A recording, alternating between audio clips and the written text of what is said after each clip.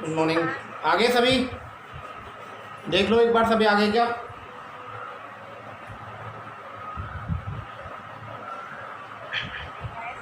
ये है। चलो अब स्टार्ट करते हैं, आते रहेंगे लोग बीच में, क्योंकि 9 बजे का टाइम है अपना क्लास का, 9 बज गए एग्जैक्टली, है ना।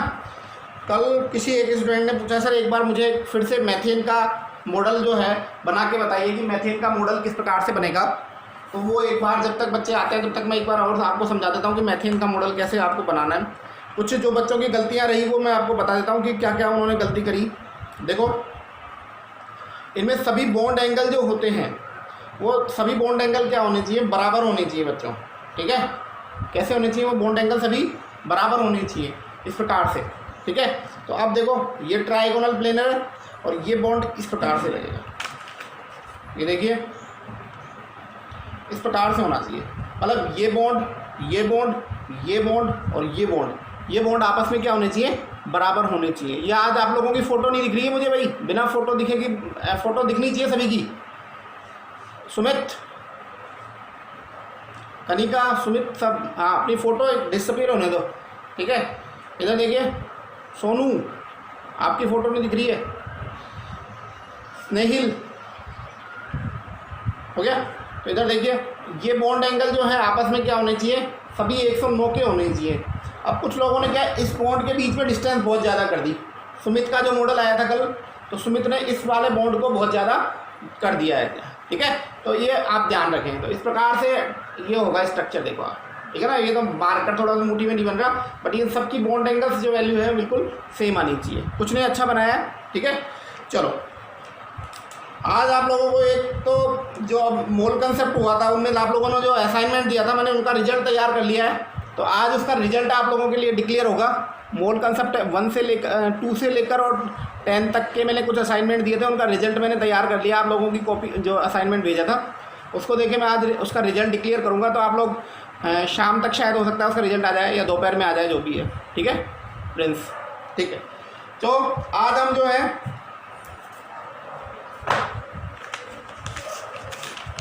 प्रायोरिटी टेबल आपको समझाएंगे। मैं चाहता तो आपको प्रायोरिटी टेबल भेज भी सकता था, लेकिन मैं आपको यहाँ पे याद भी करवाना चाहूँगा कि आपको याद हो जाए, क्योंकि प्रायोरिटी टेबल जब आपको याद हो जाएगी तो आप लोग, सोनू और ये मोहिनी जोशी, आप लोगों की फ़ोटो नहीं आ रही बेटा, प्लीज़ अपीयर योर फोटो, ठीक है। देखिए सोनू, हाँ देखिए हेडिंग लगा लीजिए प्रायोरिटी टेबल।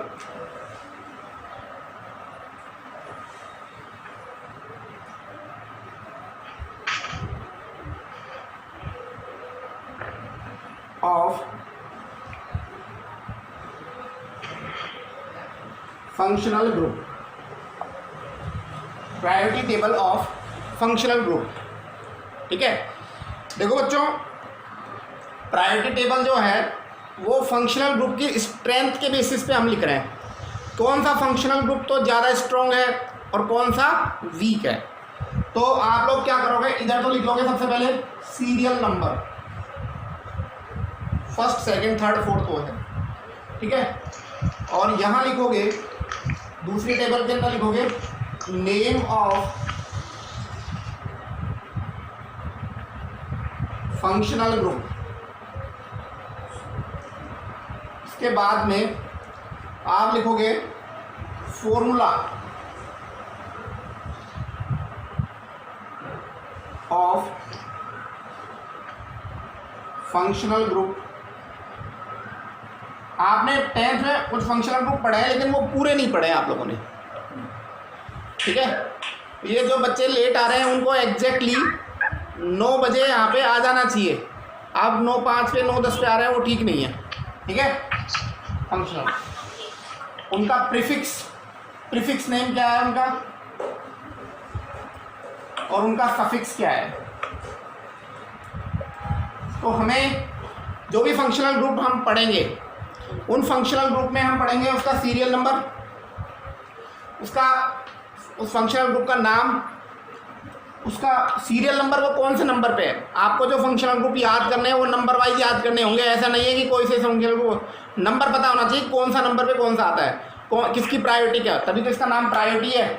कि हम इसका सीरियल दे रहे हैं, ठीक है। उसका प्रीफिक्स नेम और उसका सफिक्स नेम आप लोगों को पता होना चाहिए। तो सबसे पहला जो फंक्शनल ग्रुप आप लोगों के आता है, सबका बाप कार्बोक्सिलिक एसिड। क्या होता है सबका? Carboxylic acid.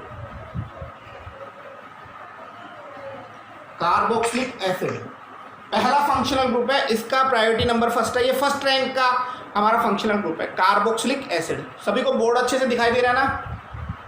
मोहिनी बोर्ड से ही दिखाई दे रहा है बेटा आपको? कनिका बोर्ड से ही दिखाई दे रहा है बेटा? ठीक है। कार्बोक्सिलिक एसिड पहला कौन सा है? Carboxylic acid. इसका इस फंक्शनल ग्रुप का आप फॉर्मूला देखोगे तो सी इस प्रकार का उसका फंक्शनल ग्रुप का फॉर्मूला होता है। कार्बन होता है, कार्बन से डबल बॉन्ड से ऑक्सीजन जुड़ी होती है, और इससे सिंगल बॉन्ड से ऑक्सीजन जुड़ी होती है, और इस सिंगल बॉन्ड से हाइड्रोजन जुड़ा होता है, ठीक है। तो इसे ये फंक्शनल ग्रुप का फॉर्मूला हो गया आपके पास में। यहाँ इस बॉन्ड पर कोई भी एल्काइल ग्रुप जुड़ सकता है, कोई भी एल्काइल ग्रुप जुड़ सकता है, हो गया। इसका जो प्रीफिक्स होता है वो प्रीफिक्स होता है कार्बोक्सी। प्रीफिक्स क्या होता है इसका?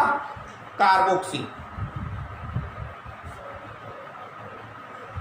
और सफिक्स जो होता है इसका वो आपका होता है ओइक एसिड। Oic acid. तो आप लोगों को आपको ध्यान रखना है कि हमारी जो प्रायोरिटी टेबल है उस प्रायोरिटी टेबल में पहला नंबर पे है कार्बोक्सिलिक एसिड, और कार्बोक्सिलिक एसिड का ये उसका फॉर्मूला होता है, ये उसका कार्बोक्सिक और ये ओइक एसिड। ये आप लोगों को कल सभी को याद होना चाहिए, मैं पूछूंगा रैंडमली, ध्यान रखना।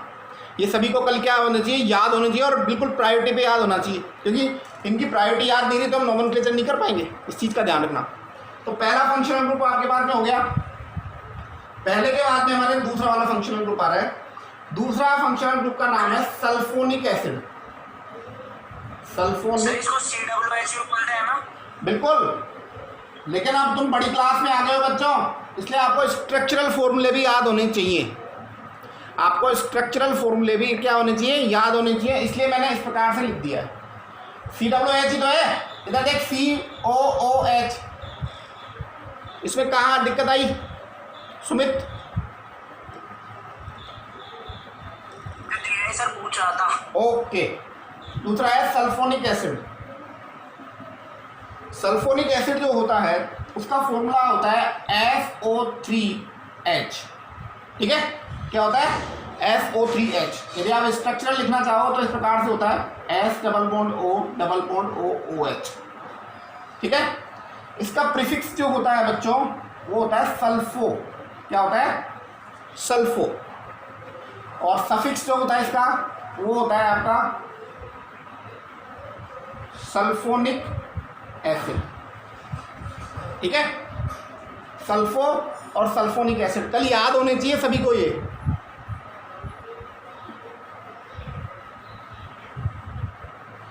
थर्ड जो हमारे पास में आते हैं एनहाइड्राइड। ये आप लोगों ने शायद नहीं पढ़ा होगा 10th में। एनहाइड्राइड, ठीक है। एनहाइड्राइड का जो फॉर्मूला होता है वो इस प्रकार से होता है, देखो बच्चों, कार्बन डबल बॉन्ड ऑक्सीजन, फिर oxygen, this is known as anhydride.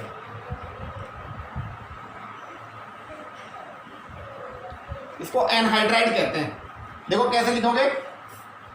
Bond C double bond O bond oxygen C double bond O, that is known as anhydride, ठीक है। इसका कोई प्रीफिक्स नहीं होता है, ठीक है।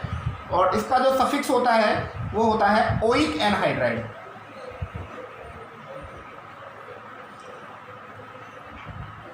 ओइक एनहाइड्राइड सफिक्स क्या होता है इसका? Oic anhydride. क्लियर?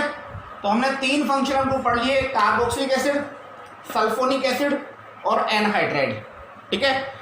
इसकी प्रायोरिटी फर्स्ट रहेगी, इसकी सेकंड, इसकी थर्ड, ठीक है। 3 फंक्शनल ग्रुप आप लोगों के हो गए हैं। मिटा दो ये इसको। चलो चौथा भी मेंशन कर लो क्योंकि जगह है थोड़ी सी। चौथे का नाम है एस्टर। चौथे नंबर पे कौन है? एस्टर। आपने एस्टरिफिकेशन रिएक्शन पढ़ी होगी जहाँ पे एस्टर का फॉर्मेशन होता था। तो देखो एस्टर का जनरल फॉर्मूला जो होता है वो इस प्रकार से होता है, C डबल बॉन्ड OOR। इसको इस प्रकार से भी लिख सकते हो आप, COOR। ये एस्टर है बेटा, क्या है? एस्टर।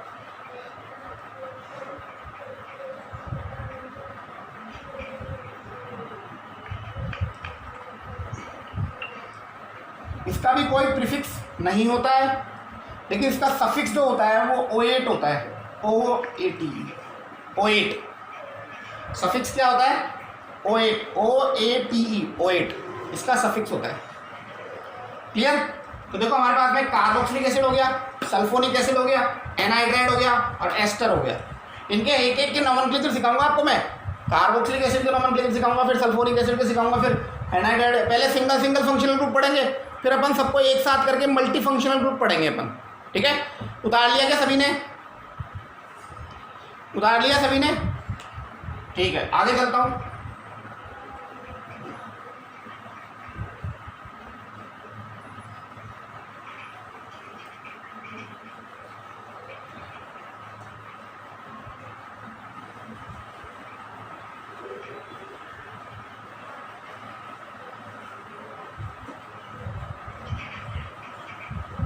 यस, एस्टर के बाद में हमारे पास में आता है एसाइल क्लोराइड। और ये कौन से नंबर का हो गया? नंबर भी चेंज कर देते हैं। 5 हो जाएगा, ये 6, ये 7 और ये 8। 5 पे आता है हमारा एसाइल क्लोराइड। Acyl chloride. और एसाइल क्लोराइड का जो फॉर्मूला होता है हमारे पास में COX। ठीक है? इसको आप इस प्रकार से भी लिख सकते हो, C double bond OX। X का यहाँ पे क्या है? ClBrI। कोई भी हेलोजन हो सकता है, फ्लोरीन भी हो सकता है, ClBrIF। ठीक है? X बराबर क्या हो सकता है यहाँ पे? X बराबर हेलोजन होते हैं हमारे FClBrI, इनको X से रिप्रेजेंट करते हैं। तो ये एसाइल हैलाइड बोल दो इसको, क्लोराइड की जगह क्या बोलोगे? हैलाइड। अब हैलाइड में यदि मान लो फ्लोरीन आएगा तो फ्लोराइड बोल देंगे, क्लोरीन आएगा तो क्लोराइड बोल देंगे, आयोडीन आएगा तो आयोडाइड बोल देंगे, है ना? तो हमारे एसाइल हैलाइड। ठीक है? इसका जो प्रीफिक्स है वो है हेलोफॉर्मिल। हेलोफॉर्माइल, हेलोफॉर्माइल। और जो इनका सफिक्स है वो है OL halide. OL halide. Haloformyl तो इसका क्या हो गया? प्रीफिक्स हो गया। और OL हैलाइड जो है इसका क्या हो गया? वो हमारा इसका सफिक्स हो गया। उसके बाद में हमारे पास में एमाइड। अगला 6 नंबर का कौन सा है? एमाइड। एमाइड का फॉर्मूला इस प्रकार से होता है, CONH2। आप इसको इस प्रकार से भी लिख सकते हो, दोनों ही सही है। ये स्ट्रक्चरल है, ये ओपन फॉर्मूला है। ठीक है? एमाइड का जो प्रीफिक्स होता है वो होता है कार्बामाइल, CAR, कार्बामाइल। कार्बामाइल जो होता है इसका प्रीफिक्स होता है। और एमाइड इसका सफिक्स होता है। एमाइड के बाद में हमारे पास में जो आता है वो आता है साइनाइड। साइनाइड, इसका फॉर्मूला जो है इस प्रकार से होता है, C ट्रिपल बॉन्ड N। आप इसको इस प्रकार से भी लिख सकते हो, CN। प्रीफिक्स इसका होता है साइनो। ठीक है? प्रीफिक्स का क्या होता है? साइनो। और जो वो होता है क्या था? कार्बोनाइट्राइल, या नाइट्राइल लिख लीजिए, नाइट्राइल। दूसरा होता है आइसोसाइनाइड। आइसोसाइनाइड, आइसोसाइनाइड का फॉर्मूला क्या होता है? इस प्रकार से होता है, या इसको ऐसे भी लिख सकते हैं। अब देखो ये बॉन्ड जो होता है कोऑर्डिनेशन बॉन्ड होता है। ये जो बॉन्ड दिख रहा है ना, ये तो अपने नॉर्मल बॉन्ड है। ये जो तीर वाला दिख रहा है ये आपका जो है कोऑर्डिनेशन बॉन्ड कहलाता है। क्या कहलाता है? Coordination bond. जो अपन केमिकल बॉन्डिंग में पढ़ेंगे कोऑर्डिनेशन बॉन्ड होता क्या है। ठीक है? तो ये आइसो, इसका प्रीफिक्स जो होता है वो आइसोसाइनो होता है।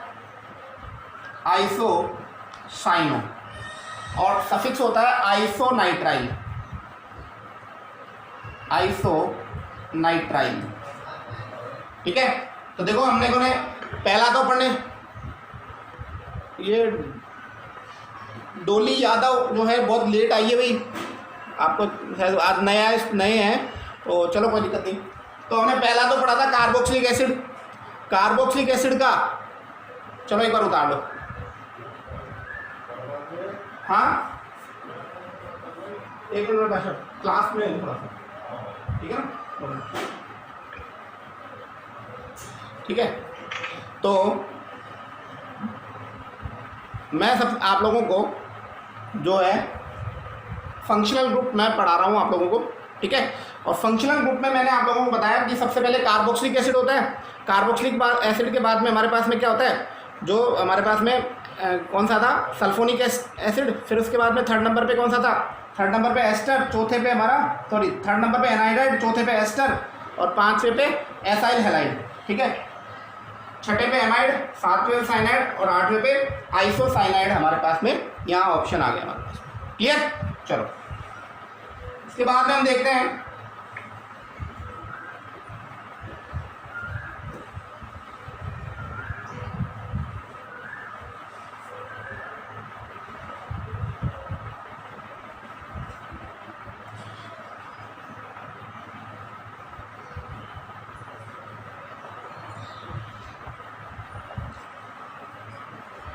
आइसोसाइनाइड के बाद में कितने हो गए टोटल हमारे अभी इस समय देखना, कनिका कितने हो गए टोटल, 8 हो गए सर, ठीक है। 90 नंबर पे आ रहे हैं हमारे, 90 नंबर पे हमारे पास में आ जाएंगे एल्डिहाइड। एल्डिहाइड, एल्डिहाइड का जो फंक्शनल ग्रुप का फॉर्मूला होता है वो इस प्रकार से होता है COH, और ये जो होता है वो कैसा होता है CHO, CHO, हो गया CHO, ठीक है। इसका जो प्रीफिक्स होता है वो होता है ऑक्जो, ऑक्जो, और जो सफिक्स होता है वो क्या होता है एल, सफिक्स क्या होता है एल। 10वें नंबर पे हमारे पास में आता है कीटोन, क्या आते हैं कीटोन, कीटोन, और जो कीटोन होता है उसका फॉर्मूला ये होता है C+C, ठीक है। और इसका जो प्रीफिक्स होता है वो होता है कीटो, प्रीफिक्स क्या होता है इसका कीटो, और जो इसका सफिक्स होता है वो होता है ऑन, ऑन। इसके बाद में 11 नंबर पे हमारे पास में आता है एल्कोहल, एल्कोहल, ठीक है। एल्कोहल फंक्शनल ग्रुप का फॉर्मूला हमारे पास में क्या होता है OH, ठीक है। और एल्कोहल का ये हो गया, तो फंक्शनल ग्रुप जो OH है इसका हमारे पास में जो प्रीफिक्स होता है वो होता है हाइड्रोक्सी, क्या होता है हाइड्रोक्सी, और सफिक्स होता है इसका ओल, सफिक्स इसका क्या होता है ओल। 12 पे हमारे पास में आता है फिनोल, फिनोल जो होता है इसका फॉर्मूला जो होता है इस प्रकार से होता है, ये बेंजीन रिंग, और बेंजीन रिंग पर यदि OH ग्रुप प्रेजेंट होता है तो इसको हम क्या बोलते हैं फिनोल बोलते हैं। बेंजीन रिंग पर यदि OH ग्रुप प्रेजेंट होता है तो इसको फिनोल बोलते हैं, और इसका भी फिक्स क्या होता है ओल होता है। तो अल्कोहल में तो यहाँ पे अल्काइल ग्रुप होगा, अल्कोहल में यहाँ पे क्या होगा अल्काइल ग्रुप, जबकि फिनोल में क्या होगा OH पर बेंजीन रिंग जुड़ा होगा, ठीक है ना। मैं आप लोगों को अभी एक सब्सटेंस का क्लासिफिकेशन पढ़ाऊंगा। एक दो प्रकार के सब्सटेंस होते हैं हमारे, एक तो एलिफेटिक कंपाउंड्स होते हैं और एक एरोमेटिक कंपाउंड्स होते हैं। तो आप लोगों को ये चीज़ समझ में आई नहीं आई आप लोगों को? देखो वापस एल्डिहाइड जो होता है इसका फॉर्मूला COH होता है, CHO, functional group prefix oxo होता है, और सफिक्स क्या होता है एल होता है। इसका कीटोन होता है कीटो और ओन होता है, एल्कोहल का हाइड्रोक्सी और ओल होता है, और फिनोल का हमारे पास में OL होता है। क्लियर, ठीक है।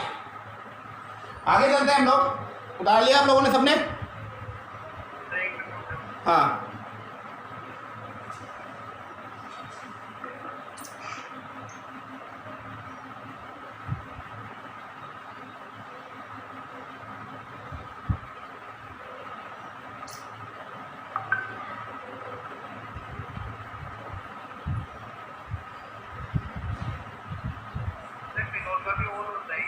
हाँ, फिनोल का भी ओल ही होता है बेटा,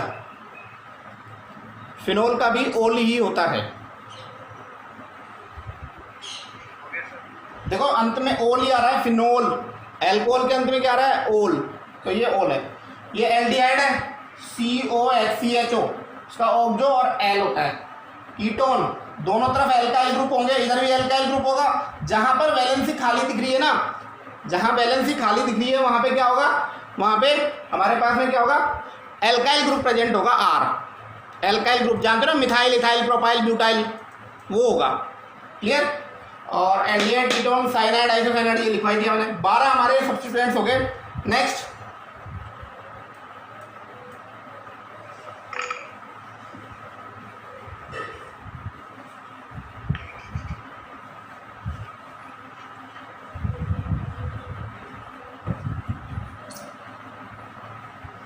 देखिए,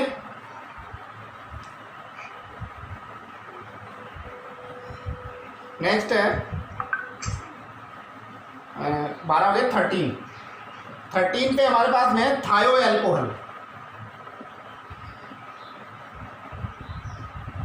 इसका फॉर्मूला जो होता है SH होता है, सल्फर से H जुड़ा होता है, इसको थायो एल्कोहल। देखो थायो एल्कोहल में और एल्कोहल में क्या अंतर है, एल्कोहल में ऑक्सीजन के साथ हाइड्रोजन जुड़ा होता है और थायो एल्कोहल में सल्फर के साथ हाइड्रोजन जुड़ा होता है।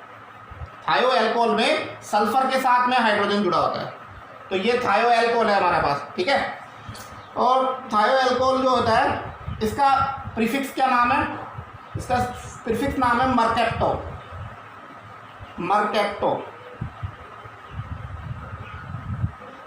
मर्केप्टो, प्रीफिक्स क्या नाम है इसका, मर्केप्टो। और मर्केप्टो, MERCAPTO, और इसका सफिक्स जो नाम है वो है थायोल। थायोल, सफिक्स क्या नाम है इसका, थायोल। 14 में हमारे पास में एमाइन आती है, एमाइन, ठीक है। इस फंक्शनल ग्रुप का फॉर्मूला हमारा होता है NH2, ठीक है। इसका प्रीफिक्स होता है अमीनो और सफिक्स होता है अमाइन। सफिक्स क्या होता है इसका, अमाइन। 15 पे जो हमारा, अच्छा एक और चीज है 15 पे देख लो, एनिलीन। एनिलीन, देखो बच्चों, बेंजीन रिंग पर, बेंजीन रिंग है ये, इसके ऊपर NH2 ग्रुप प्रेजेंट होता है, ठीक है, तो इसको एनिलीन बोलते हैं। तो इसका प्रीफिक्स तो कुछ होता नहीं है, इसे एनिलीन ही बोलते हैं हम। इसका सफिक्स भी क्या होता है, एनिलीन ही होता है। बात समझ में आ गई आपको। अमीनो और NH2, यहाँ R जुड़ा होगा या एरोमेटिक रिंग जुड़ी होगी, दोनों ही एमीन है अमीनो तो, लेकिन ये एलिफेटिक एमीन बोलते हैं, इसको एरोमेटिक एमीन बोलते हैं।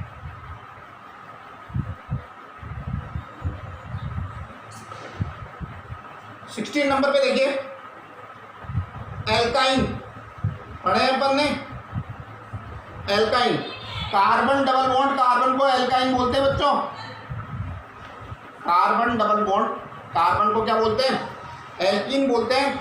इनका सफिक्स प्रीफिक्स कुछ होता नहीं है और इनका सफिक्स होता है, लिखा है। अच्छा एल्काइन लिख दिया बेटा, ओके।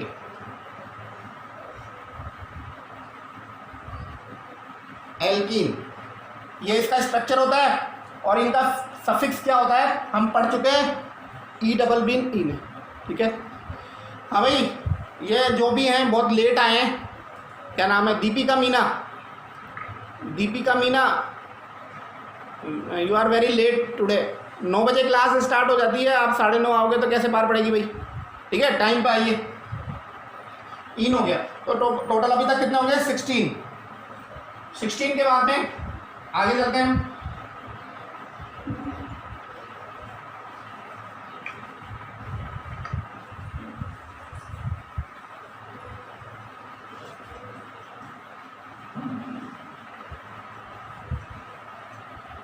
सिक्सटीन पे आते हम चलते हैं 17 पे। 17 पे हमारे आता है एल्काइन।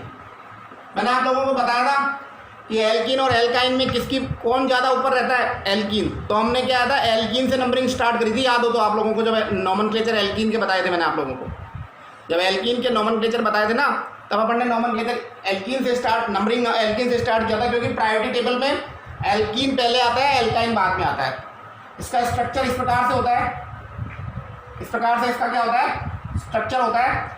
फंक्शनल ग्रुप जो होता है, इस फंक्शनल ग्रुप जो होता है इसमें इस फंक्शनल ग्रुप का कोई प्रीफिक्स होता नहीं है, और इसका सफिक्स जो होता है वो वाई एन ई आइन होता है। क्या होता है, वाई एन ई। ठीक है, इसके बाद में 18 नंबर पे आ जाओ आप लोग। 18 नंबर पे हमारे जो है सारे सब्स्टिट्यूएंट्स होंगे, सब्स्टिट्यूएंट्स। और सब्स्टिट्यूएंट्स आपको पता है कौन कौन से होते हैं, नाइट्रो, नाइट्रोसिल है ना, OR, इसको एल्कोक्सी बोलते हैं, एल्कोक्सी मतलब ईथर होते हैं ये। ठीक है, तो देखो नाइट्रो को तो NO2 को तो क्या बोलते हैं, नाइट्रो, इसको बोलते हैं नाइट्रोसिल, इसको बोलते हैं एल्कोक्सी। ठीक है, और हेलोजन आ गए हमारे। हेलोजन में कौन कौन से आ गए, FCl, BrI, इनको हम बोलेंगे क्या, फ्लोरो, ब्रोमो, आयोडो। तो ये हमारे पास में क्या हो गए, सब्स्टिट्यूएंट्स हो गए सारे। तो इस प्रकार से मैंने आप लोगों को प्रायोरिटी टेबल समझा दी है, पूरा आप लोगों को मैंने एक्सप्लेन कर दिया है। एक बार ध्यान से सुन लो, कैसे याद करना है आप लोगों को, याद किए बिना नोमेनक्लेचर्स नहीं होंगे आप लोगों से। देखो बच्चों, सबसे पहले हमारा जो फंक्शनल ग्रुप आता है वो आता है कार्बोक्सिलिक एसिड। ठीक है, COOH। एक बार टेबल निकाल लो, मैं रिपीट कर रहा हूँ ताकि आपको याद हो जाए। पहला जो फंक्शनल ग्रुप आता है हमारा आता है कार्बोक्सिलिक एसिड, जिसकी स्ट्रक्चर होती है C+OH। जिसकी स्ट्रक्चर क्या होती है, C+OH। इसका प्रीफिक्स होता है कार्बोक्सी, और इसका सरफिक्स होता है जो क्या होता है, ओइक एसिड होता है। पहला हो गया। दूसरा फंक्शनल ग्रुप हमारा होता है सल्फोनिक एसिड। सल्फोनिक एसिड का जो फॉर्मूला होता है वो होता है SO3H। क्या होता है, SO3H। इसका प्रीफिक्स होता है सल्फो, और इसका जो सफिक्स होता है वो होता है सल्फोनिक एसिड। क्या होता है, सल्फोनिक एसिड। थर्ड नंबर का जो हमारे पास में आता है वो हमारे पास में एनहाइड्राइड। एनहाइड्राइड की स्ट्रक्चर इस प्रकार से होती है। देखो, एनहाइड्राइड की स्ट्रक्चर थोड़ी सी कठिन है याद करने में, C+OR। ये स्ट्रक्चर किसकी होती है, एनहाइड्राइड की स्ट्रक्चर होती है। तो एनहाइड्राइड जो होता है इसका प्रीफिक्स तो कुछ होता नहीं है, और जो सफिक्स होता है वो होता है ओइक एनहाइड्राइड। क्या होता है इसका, ओइक एनहाइड्राइड। चौथे नंबर पे हमारे पास में जो सब्स्टिट्यूएंट आता है वो एस्टर आता है। एस्टर का स्ट्रक्चर ये होता है। ठीक है, इसका प्रीफिक्स जो होता है, इसका प्रीफिक्स तो कुछ होता नहीं है, लेकिन इसका सफिक्स मैंने बता दिया था आपको, O8। सफिक्स क्या होता है इसका, O8। तो ये सफिक्स आपको याद रखना है इसके बाद में हमारे पास में आता है एसाइल हैलाइड। एसाइल हैलाइड में स्ट्रक्चर क्या होगा एसाइल हैलाइड का, एसाइल हैलाइड का स्ट्रक्चर इस प्रकार से होगा। देखो, C+OX, X की जगह कोई सा भी हेलोजन हो सकता है, तो इसका जो प्रीफिक्स होगा वो तो हो जाएगा हेलोफॉर्मिल। जैसे मान लो यहाँ Cl हुआ तो उसका नाम क्या लिख देंगे अपन, क्लोरोफॉर्मिल। यहाँ Br हुआ तो हम क्या लिख देंगे, ब्रोमोफॉर्मिल। तो हेलोफॉर्मिल तो इसका क्या है, प्रीफिक्स। हेलोफॉर्मिल इसका क्या है, प्रीफिक्स। जबकि सफिक्स क्या है इसका, ऑयल हैलाइड। ऑयल, हाँ, जैसे मान लो यहाँ क्लोरीन होता है उसका नाम क्या होगा, ऑयल क्लोराइड। जैसे यहाँ फ्लोरीन होगा तो इसका नाम क्या हो जाएगा, ऑयल फ्लोराइड। क्लियर हो गया आपको। इसके बाद में आता है अमाइड पे। अमाइड का जो फॉर्मूला होता है वो CONH2 होता है। अमाइड का फॉर्मूला क्या होता है, C+ONH2। ठीक है, C+ONH2। क्लियर। अब इस CONH2 के जो प्रीफिक्स है वो है हमारा कार्बोमाइल। इसका प्रीफिक्स क्या है, कार्बोमाइल, और इसका सफिक्स क्या हो गया, अमाइड। ये अमाइड। इसके बाद में हमारे पास में साइनाइड। साइनाइड का स्ट्रक्चर क्या होता है, CN। साइनाइड का स्ट्रक्चर क्या होता है, CN, और इसका जो प्रीफिक्स होता है वो क्या होता है, साइनो, और सफिक्स क्या होता है इसका, नाइट्राइल। इसी प्रकार से आइसोसाइनाइड का स्ट्रक्चर क्या होता है, NC। ठीक है, कैसा होता है, NC, और इसका प्रीफिक्स क्या हो गया, आइसोसाइनो, और सफिक्स क्या हो गया, आइसोनाइट्राइल। इसके बाद में हमारे पास में आता है एल्डिहाइड। एल्डिहाइड का फॉर्मूला क्या होता है, CHO। क्या नाम होता है इसका, ऑक्जो, और सफिक्स क्या होता है, एल। क्या होता है, एल। इसके बाद में हमारे पास में आता है कीटोन। कीटोन का प्रीफिक्स क्या होता है भाई? कीटोन की स्ट्रक्चर होती है, हाँ स्ट्रक्चर इस प्रकार से होती है, इधर और इधर दोनों तरफ एल्काइल ग्रुप और इधर CO ग्रुप, ठीक है। तो इसका जो प्रीफिक्स होगा कीटो और सफिक्स क्या होगा? ऑन। कीटोन के बाद में हमारे पास में एल्कोहल, एल्कोहल का OH ग्रुप, यदि किसी एल्काइल ग्रुप से OH लग जाए तो एल्कोहल हो जाता है।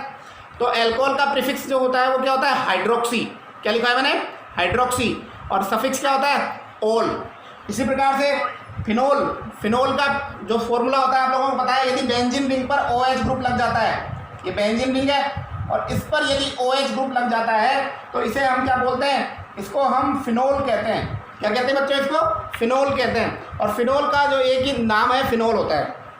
इसके बाद में थायो एल्कोहल, थायो एल्कोहल जो होता है इसका प्रीफिक्स जो होता है, प्रीफिक्स लिखाया नहीं है थायो एल्कोहल का? हाँ मरकेप्टो, मरकेप्टो भी है ना। तो इसका फॉर्मूला होता है SH, इसका प्रीफिक्स होता है मरकेप्टो और जो इसका सफिक्स होता है वो क्या होता है? थायोल। क्या होता है?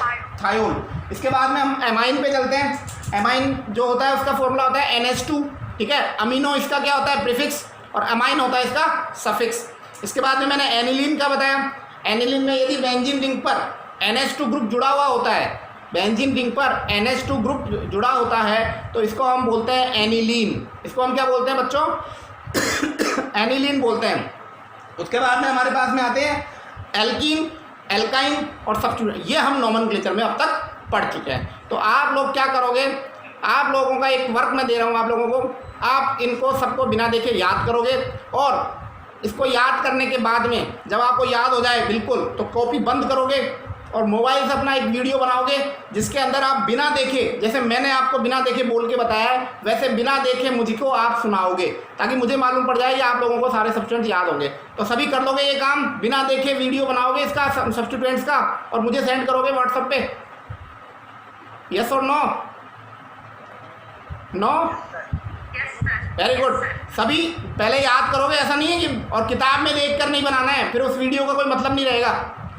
बिना देखे याद होने चाहिए एक दिन के अंदर। वो सर्वश्रेष्ठ छात्र होगा जो बिना देखे, बिना करके सारे सब्स्टिट्यूएंट्स बिना देखे याद करके सुनाएगा। आसपास किताब नहीं होनी चाहिए, आसपास नोटबुक नहीं होनी चाहिए, बिना देखे सुनाएगा, ठीक है। That's all. अब हम आते हैं नोमेनक्लेचर के ऊपर, ठीक है। देखिए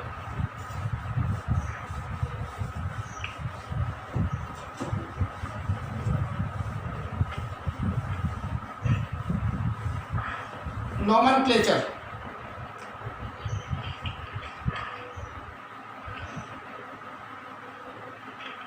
of कार्बोक्सिलिक एसिड, ठीक है। तो सबसे पहला रूल लिखिए, सबसे पहला रूल लिखिए नोमेनक्लेचर ऑफ कार्बोक्सिलिक एसिड में। During the nomenclature of the carboxylic acid, during the nomenclature of carboxylic acid, during the nomenclature of carboxylic acid, select the longest carbon chain, select the longest carbon chain, select the longest carbon chain, ठीक है। Paragraph change करके लिखो, if the functional group is carbon containing, if the functional group is carbon containing, then that carbon should be, then that carbon should be included, that carbon should be included in longest carbon chain, then that carbon should be included in longest carbon chain। इसका meaning समझिए। जब आप longest carbon chain का selection करते हो और यदि आपका फंक्शनल ग्रुप जो है कार्बन कंटेनिंग है, इधर देखो बच्चों, ये हमारा कार्बोक्सिलिक एसिड की स्ट्रक्चर है ना, तो बताओ ये फंक्शनल ग्रुप कैसा है, जो खुद ही ऐसा है जो कार्बन को रख रहा है। खुद ही फंक्शनल ग्रुप कैसा है, ये जो कार्बन को रख रहा है। तो इस फंक्शनल ग्रुप को हम क्या बोलेंगे, कार्बन कंटेनिंग फंक्शनल ग्रुप। कैसा ग्रुप है ये, कार्बन कंटेनिंग फंक्शनल ग्रुप। और इधर देखो, ये हमने पढ़ा था एल्डिहाइड, एल्डिहाइड में कार्बन है या नहीं है, तो ये कैसा हो गया, कार्बन कंटेनिंग फंक्शनल ग्रुप, क्योंकि एल्काइल ग्रुप से डायरेक्टली कार्बन जुड़ रहा है। एल्काइल ग्रुप से डायरेक्टली जब कार्बन जुड़ता है तो उस फंक्शनल ग्रुप को हम क्या कहते हैं, कार्बन कंटेनिंग फंक्शनल ग्रुप। इधर देखो SO3H, क्या इसमें कार्बन है, और कार्बन है भी नहीं, और सीधा एल्काइल ग्रुप से कोई कार्बन जुड़ भी नहीं रहा, तो इस फंक्शनल ग्रुप को हम क्या कहेंगे, non carbon containing functional group. Non carbon containing functional group, ठीक है। ये कार्बन कंटेनिंग फंक्शनल ग्रुप है, ये non carbon containing functional group है। मुद्दा समझ में आया क्या, मुद्दा? हाँ कनिका, मोहिनी,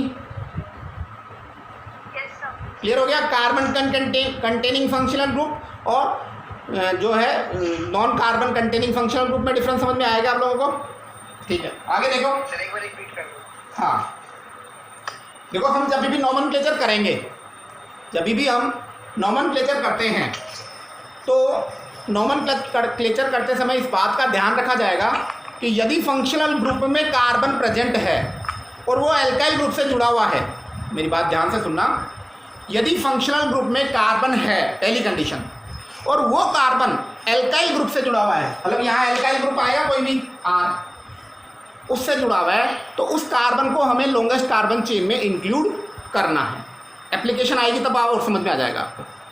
अब यहाँ पे तो है ही नहीं कोई कार्बन, फंक्शनल ग्रुप का कोई एलिमेंट है क्या, कार्बन नहीं है, तो ये कैसा हो गया, non carbon containing functional group. और ये कैसे हो गए, carbon containing functional group. Clear हो गया, उतार लिया इनको, ठीक है। नेक्स्ट देखिए,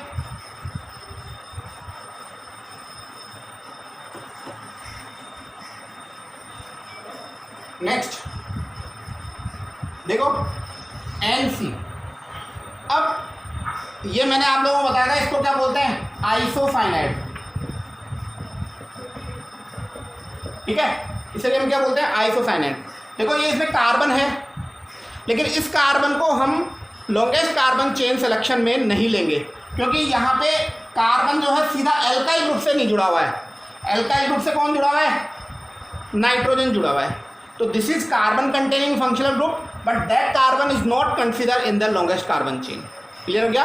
यहाँ एक लाइन लिख लो, in the case of isocyanide the functional group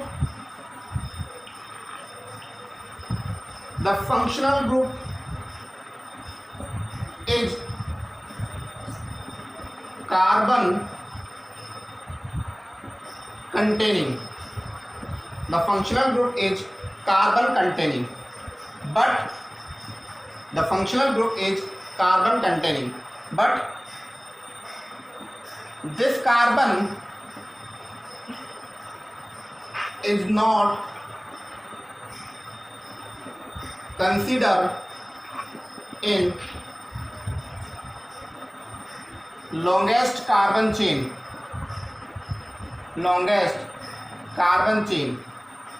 ठीक है। This carbon is not considered in the longest carbon chain, ठीक है, because the carbon in functional group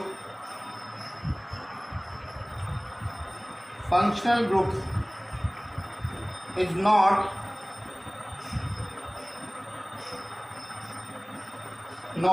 directly attached to the alkyl group। ये चीज आप लोगों को आइसोसाइनाइड के केस में ध्यान रखनी है कि आइसोसाइनाइड एक कार्बन कंटेनिंग फंक्शनल ग्रुप तो है, बट इस कार्बन को हम लॉन्गेस्ट कार्बन में कंसीडर नहीं करते हैं। क्यों नहीं करते हैं? क्योंकि ये कार्बन सीधा एल्काइल ग्रुप से जुड़ा हुआ नहीं है। चलो अब हम आ जाते हैं हमारे कार्बोक्सिलिक एसिड के ऊपर।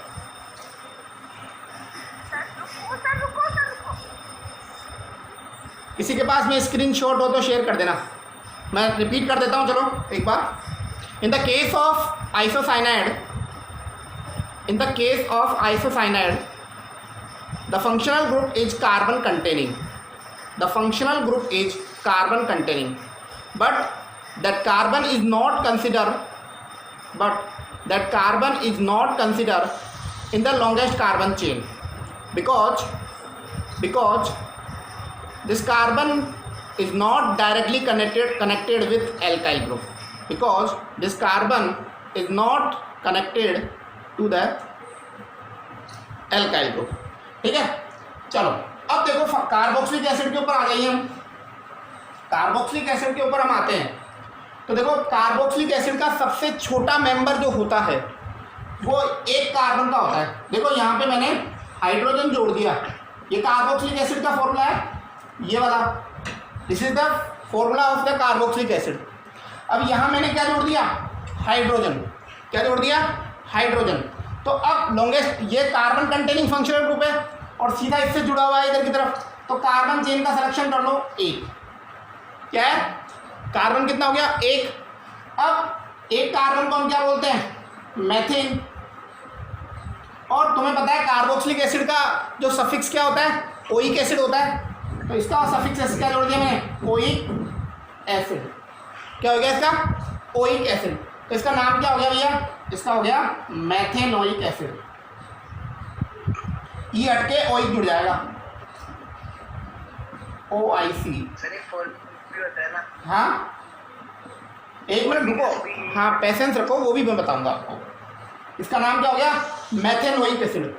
ठीक है, देखो बच्चों, जब बहुत प्राचीन काल है, प्राचीन काल का मतलब ये नहीं कि तुम्हारे दादा दादी के टाइम, बहुत प्राचीन काल की बात है, जब मतलब गुप्त काल, मौर्य काल, ऐसे उस समय आर्यभट्ट वगैरह जैसे साइंटिस्ट पैदा हुए थे, तो उस समय IUPAC सिस्टम नहीं हुआ करता था।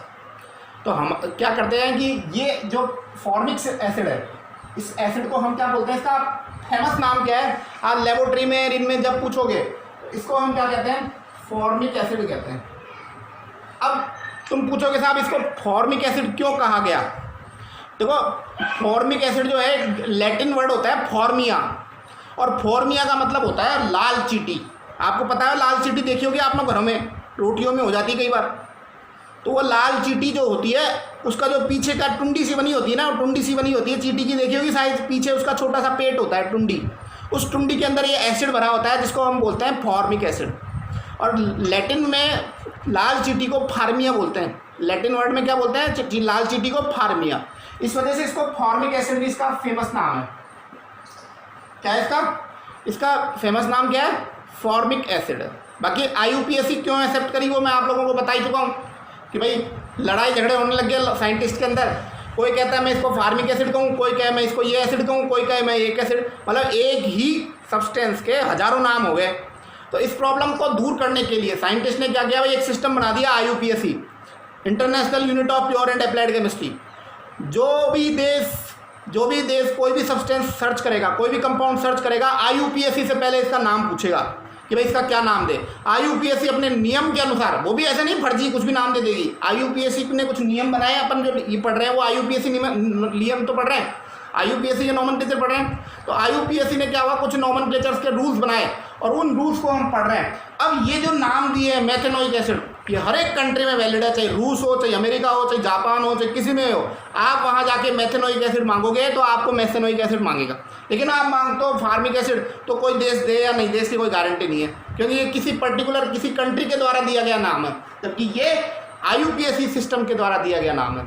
इसमें कोई भी देश आपको मना नहीं कर सकता कि मैथेनोइक एसिड हम आपको नहीं देंगे। बात समझ में आ गई होगी आप लोगों को। तो इसका IUPAC नेम क्या है? Methanoic acid.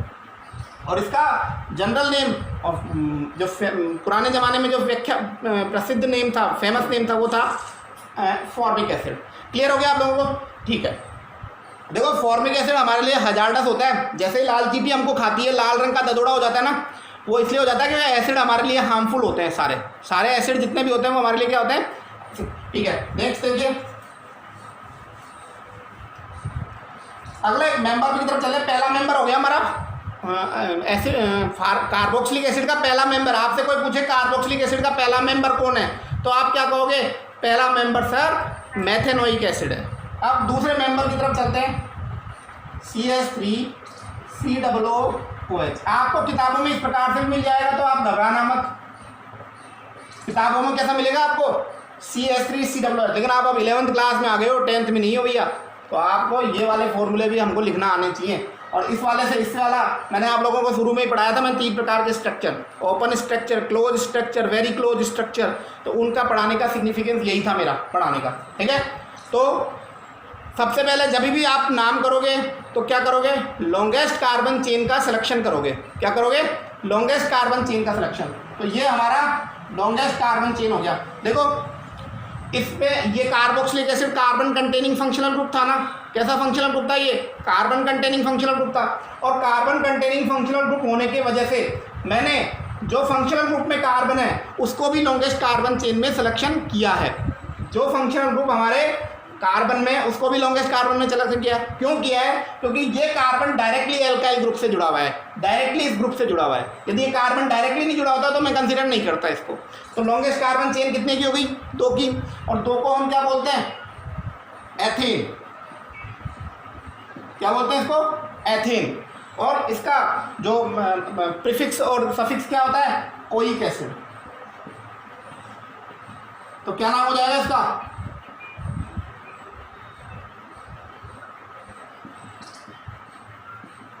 एथेनोइक एसिड, ठीक है। ताली। अच्छा, इसका फेमस नाम कौन बताएगा भाई, सुप्रिया, फेमस नेम क्या है इसका, खूब फेमस है ये तो, Sumit. Sir acetic acid. Very good, बहुत अच्छे बेटा। इसका नाम है एसिटिक एसिड, बहुत अच्छे बेटा, एसिटिक एसिड है। भैया आपका विनेगर होता है ना, विनेगर नाम सुना है क्या, विनेगर का सबने, यस सर। वो इस विनेगर में एसिटिक एसिड ही होता है, क्या बोलते हैं, हाँ। और इसी एसिटिक एसिड का एक दूसरा नाम हो रहा है ग्लेशियल, ग्लेशियल एसिटिक एसिड। क्यों बोलते हैं ग्लेशियल एसिटिक एसिड, इसके पीछे कहानी है, मैं सुना देता हूँ आप लोगों को। कहानी क्या है, ऐसे छोटी सी बात है। आपने ग्लेशियर का मतलब समझते हो, ग्लेशियर क्या होता है, ग्लेशियर्स जो होते हैं वो माउंटेन्स होते हैं जहाँ पर बहुत सारे अमाउंट के अंदर बर्फ़ जमी होती है। जहाँ बहुत सारे अमाउंट में क्या जमी होती है, बर्फ़ जमी होती है। तो वो जैसे ही उनके ऊपर सन की मतलब सूर्य की लाइट पड़ती है ना, उनके ऊपर सनलाइट पड़ती है, तो जैसे ही तो उनका क्या होगा, रिफ्लेक्शन होगा लाइट्स का, तो इतने शानदार चमकते हैं वो, बहुत ज़्यादा, मतलब दूर से आँखों में रोशनी जाती है तो आँखें बंद हो जाती है हमारी उन ग्लेशियर्स को देखने के बाद में। तो एसिटिक एसिड को भी जब हम बहुत कम टेम्परेचर पर लेके जाते हैं तो ये बिल्कुल बर्फ़ जैसा हो जाता है एकदम। तो इसलिए इसको ग्लेशियल एसिटिक एसिड बोलते हैं। समझ में आ गया क्यों बोलते हैं ग्लेशियल एसिटिक एसिड। तो ये हमारा दूसरा मेंबर हो गया, कार्बोक्सिलिक एसिड का दूसरा मेंबर हो गया, ठीक है। तीसरे मेंबर की तरफ चलते हैं, मिटा दो भाई।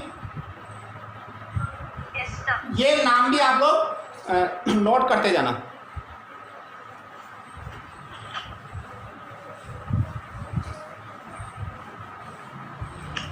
थर्ड मेंबर की तरफ जा रहा हूं मैं, CH3 CH2 C double bond OH, ठीक है।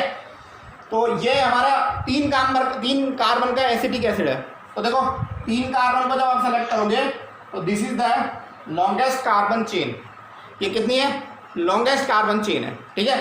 देखो कार्बन कंटेनिंग फंक्शनल ग्रुप था तो कार्बन को मैंने कंसीडर कर लिया।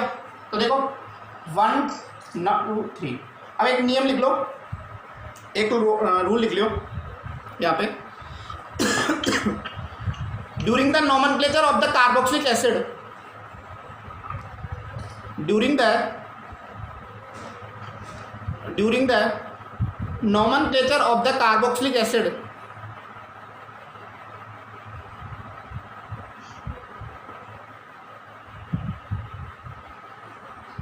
when numbering is taken, when when numbering is taken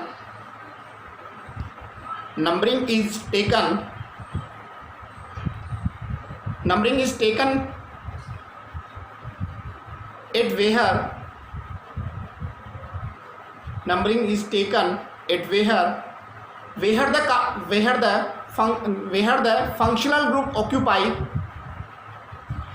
where the functional group occupy less number, where the functional group occupy less number, जहाँ पे फंक्शनल ग्रुप को क्या मिले, कम नंबर मिले, वहाँ से हम लोग नंबरिंग स्टार्ट करेंगे। देखो यदि मैं नंबरिंग यहाँ से करता हूँ स्टार्ट, तो फंक्शनल ग्रुप वाले कार्बन को 1 2 3 नंबर मिलेगा, तो गलत होएगा। तो नंबरिंग हम यहाँ से क्या करेंगे, यहाँ से स्टार्ट करेंगे 1 2 3, ठीक है, ओके। एक रूल लिखो, अगला रूल लिखो, when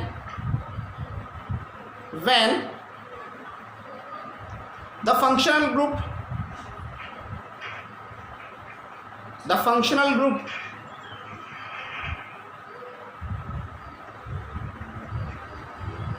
which is exist at the terminal condition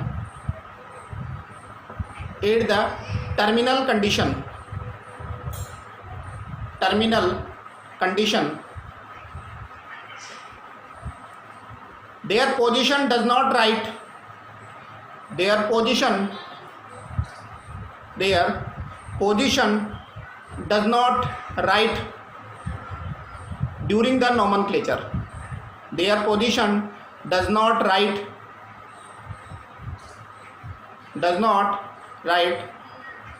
during the nomenclature। देखो ये दूसरा रूल पढ़ा है, इसका क्या एप्लीकेशन है। देखो बच्चों, यहाँ पे ये जो फंक्शनल ग्रुप है वो कहाँ है, किनारे पे पड़ा हुआ है ना, कहीं बीच में है क्या, कार्बन चेन के बीच में तो नहीं है ना, कहाँ पे, किनारे पे। तो किनारे पे रहने वाले फंक्शनल ग्रुप जो होते हैं उनको टर्मिनल फंक्शनल ग्रुप भी कहते हैं, ठीक है। तो अगला रूल लिखिए, those functional group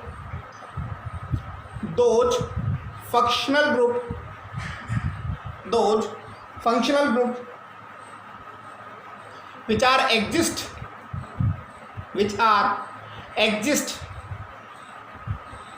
at the end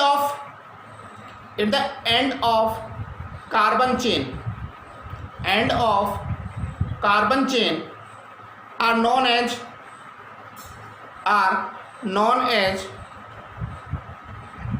terminal functional group,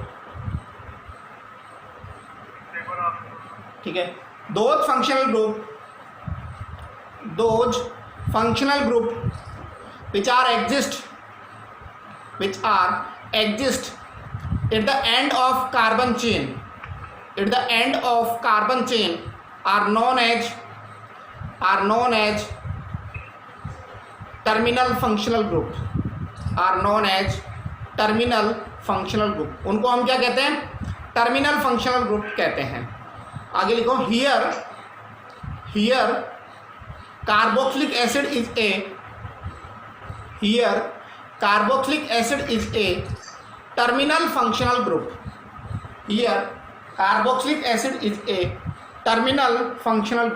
carboxylic acid कैसा फंक्शनल ग्रुप है, यहाँ पे टर्मिनल फंक्शनल ग्रुप है। अब देखो भाई,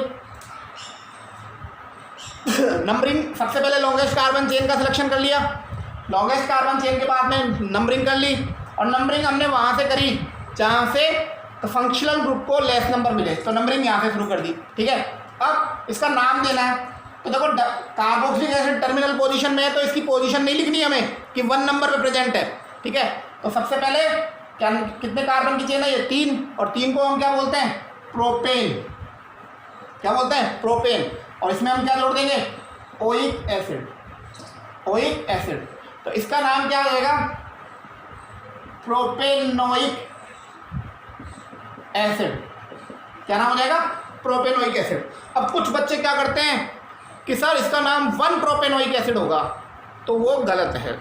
जब फंक्शनल ग्रुप टर्मिनल पोजीशन पे प्रेजेंट हो, है ना, तो उसकी पोजीशन हम कभी नहीं लिखते हैं। कहाँ लिखते हैं वो आने वाले फंक्शनल ग्रुप में हम पढ़ेंगे, लेकिन कार्बोक्सिलिक एसिड के मामले में हम नंबरिंग नहीं देंगे। तो इसका नाम क्या होगा? Propanoic acid. क्या हो जाएगा? प्रोपेनोइक एसिड, ना कि 1 प्रोपेनोइक एसिड, क्योंकि इसकी पोजीशन हमेशा 1 ही रहेगी। अरे कार्बोक्सिलिक एसिड का भी कोई बाप है क्या इस दुनिया में? कोई नहीं है ना, प्रायोरिटी में सबसे ऊपर है, इसका कोई बाप हो सकता है क्या? तो इसका नंबर देना इसका अपमान करना हो जाएगा, ठीक है। जैसे भगवान को नंबर 1 देंगे अपन, अभी तुम बच्चों में तो मैं रैंकिंग दे दूंगा, ये फर्स्ट रैंक है, ये सेकंड है, क्योंकि तुम बच्चे हो, कॉमन बच्चे हो। लेकिन हम भगवान में भी नंबरिंग देंगे, यार ये भगवान नंबर 1 है, तो वो भगवान का क्या हो जाएगा?